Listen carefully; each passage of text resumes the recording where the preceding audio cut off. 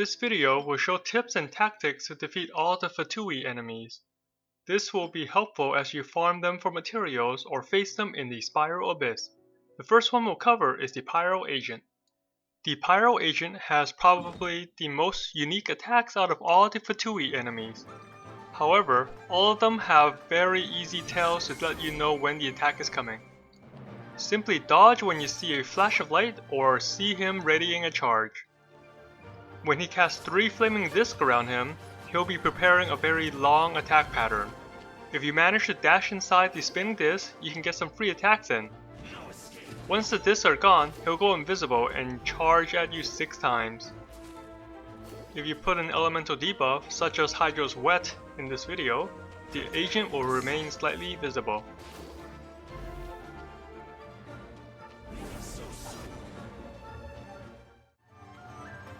Each charge will leave behind a fire clone. Once 6 clones are up, he'll do a final 7-part attack. Just run away from the circle of clones to avoid all 6 charges, and dash away from the final 7th strike. Other than that, rush the agent down. You can easily stagger him with the final hit of your melee combo strings. The Cryogunner or Ice Gunner is weak to fire. You can see Amber's charge arrow doing 50% of his ice shield, while Kaya and Noelle barely damages the shield.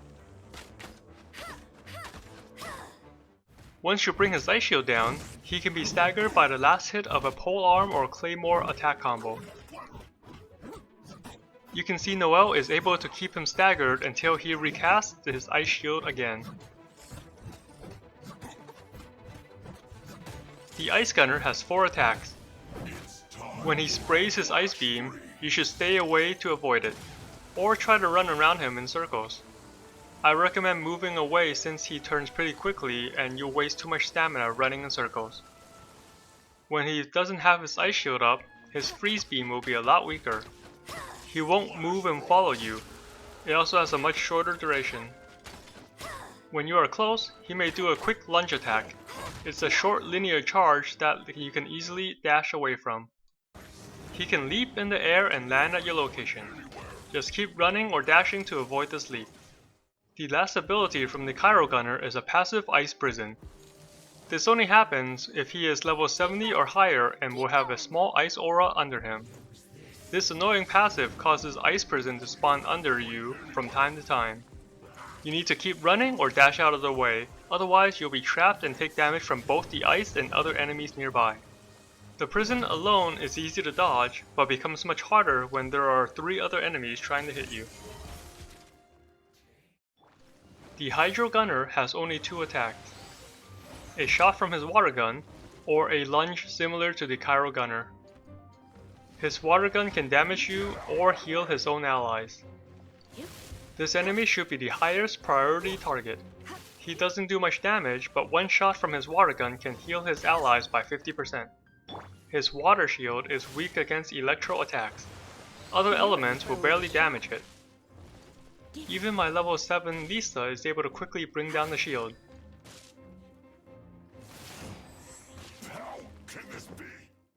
Once the shield is down, you can keep staggering the enemy by using a polearm or claymore. The final hit of the melee string will keep him staggered until he gets his shield back. The Anemoboxer has only 2 abilities. A slow punch and a shield. Just dodge a slow punch like any other melee attack. His shield has several properties.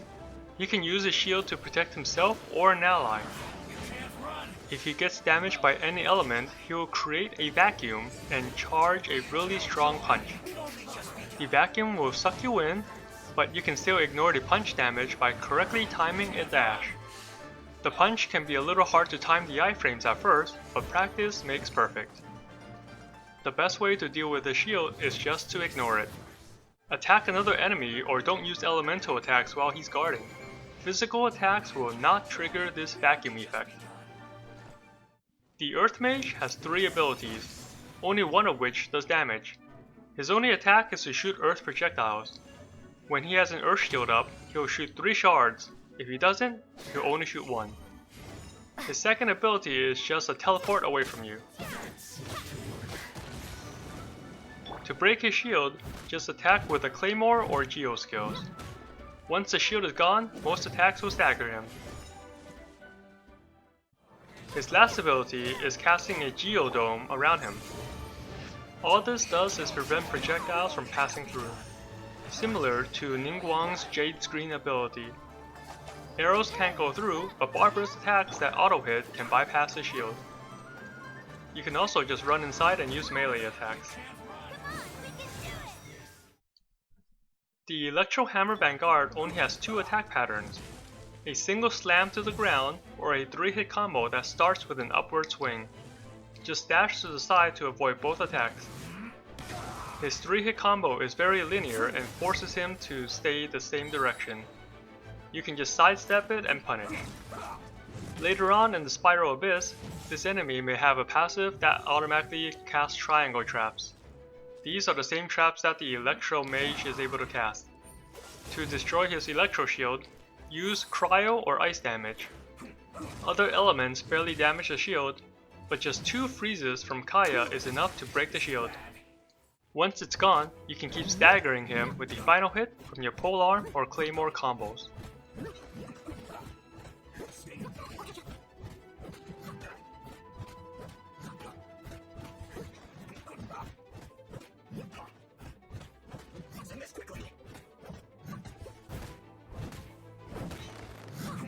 Someone needs assistance. I will end you. The Pyroslinger has only 2 abilities, a backstep followed by a single shot, or a standalone triple shot. The triple shot does not track you, so you only need to move away from the first bullet. Use Hydro attacks to quickly destroy his shield. This enemy and the Geochanter are the weakest of the Fatui group.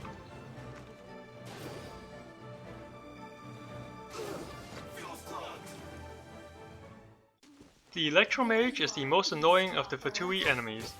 She summons 3 bats to fight alongside her. It is very difficult to avoid every attack, so the best method is to rush down the mage.